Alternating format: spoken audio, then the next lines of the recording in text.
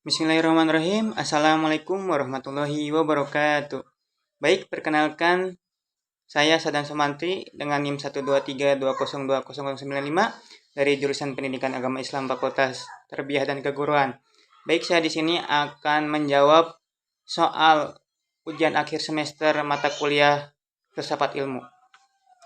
Baik, untuk soal pertama yaitu tentang jelaskan 3 aspek penting dalam filsafat ilmu yang saya ketahui.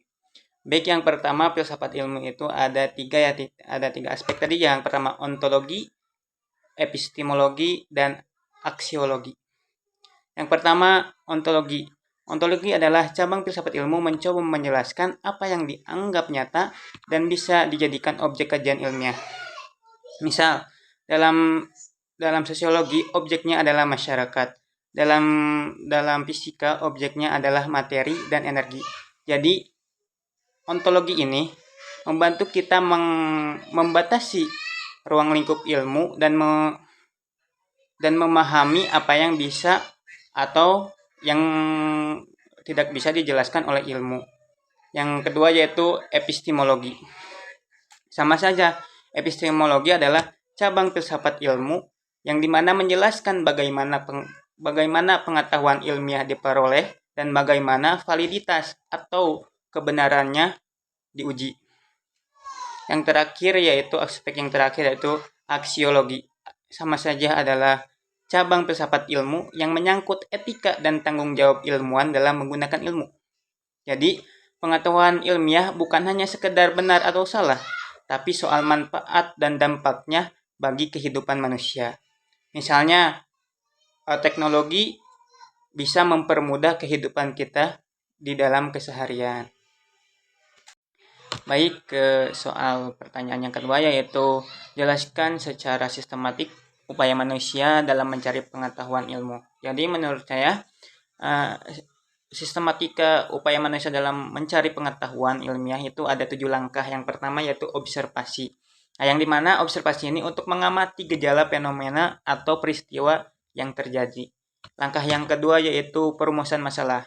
Nah, jadi perumusan masalah ini untuk permasalahan yang ingin ditanyakan atau yang ingin dijawab. Yang ketiga, penyusunan hipotesis. Nah, jadi penyusunan hipotesis ini untuk membuat dugaan. Hipotesis adalah dugaan. Jadi, untuk membuat dugaan sementara terhadap masalah berdasarkan pengetahuan dan teori yang ada. Yang langkah yang selanjutnya yaitu langkah keempat yaitu pengumpulan data. Jadi, pengumpulan data ini yaitu setelah dikumpulkan melalui survei atau observasi atau studi lanjutan. Langkah yang selanjutnya itu analisis data. Jadi data yang telah kita peroleh diolah untuk menemukan pola atau hubungan yang akan nanti kita teliti. Nah, angka yang keenam yang selanjutnya itu kesimpulan. Nah, jadi kesimpulan ini untuk menarik kesimpulan apakah hipotesis ini diterima atau ditolak berdasarkan hasil analisis data tadi. Nah, yang ketujuh publikasi. Atau publikasi ini untuk menyebarkan hasil penelitian kita agar diuji atau digunakan oleh orang lain. Baik, untuk soal pertanyaan yang ketiga yaitu tulis syarat pengetahuan dapat dikatakan ilmiah. Beberapa sarana dalam upaya pengetahuan ilmiah dan beberapa hasanah pengetahuan ilmiah. Baik, yang pertama yaitu syarat pengetahuan dapat dikatakan ilmiah. Yaitu yang pertama yaitu objektif. Yaitu pengetahuan ilmiah harus berdasarkan fakta nyata, bukan opini pribadi maupun prasangka. Yang kedua itu sistematis, yaitu pengetahuan disusun secara teratur dan logis mengikuti urutan metode ilmiah. Yang ketiga itu metodelis, yaitu diperoleh melalui langkah-langkah yang jelas, terus terencana dan terarah, bukan asal menebak. Yang keempat yaitu empiris, yang dimana yaitu bersumber dari pengalaman nyata, pengamatan, atau eksperimen yang dapat dibuktikan. Yang selanjutnya itu universal, yaitu berlaku secara umum, tidak terbatas pada suatu tempat, apalagi pada suatu kelompok.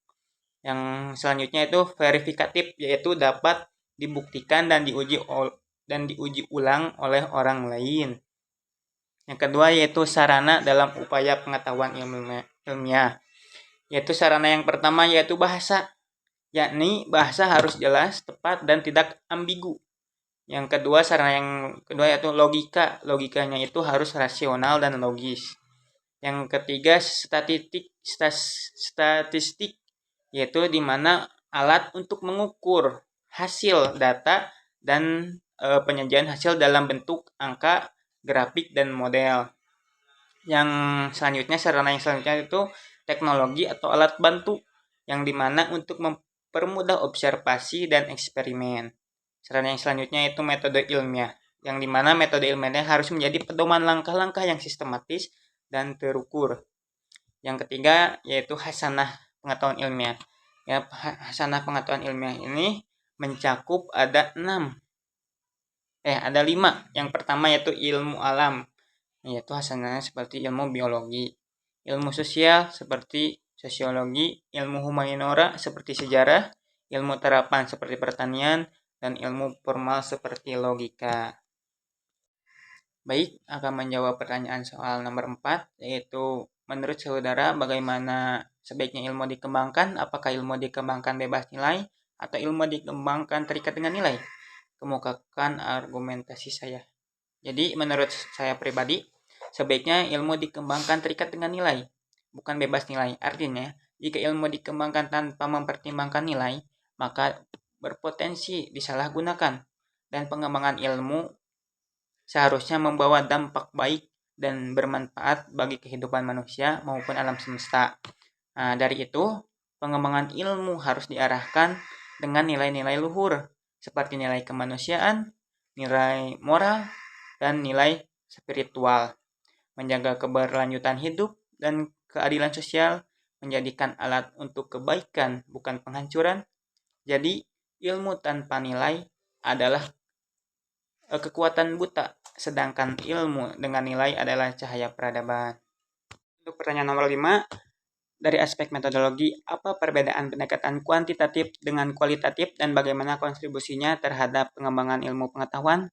Yang pertama, perbedaan kuantitatif dengan kualitatif dari aspek tujuan. Kalau kuantitatif mengukur dan menguji antar variabel, kalau kualitatif memahami makna, pengalaman, dan fenomena secara mendalam. Yang kedua, dari aspek sifat data. Kalau kuantitatif itu memakai angka numerik dan statistik, kalau kualitatif menggunakan kata-kata, narasi, dan deskriptif. Yang ketiga, aspek instrumen. Kuantitatif memakai kuesioner, survei, tes statistik. Kualitatif menggunakan wawancara, observasi, dan studi dokumen. Yang keempat, aspek analisis. Kuantitatif menggunakan statistik, korelasi, regresi, dan lain-lain. Kualitatif menggunakan analisis tematik, coding, interpretatif.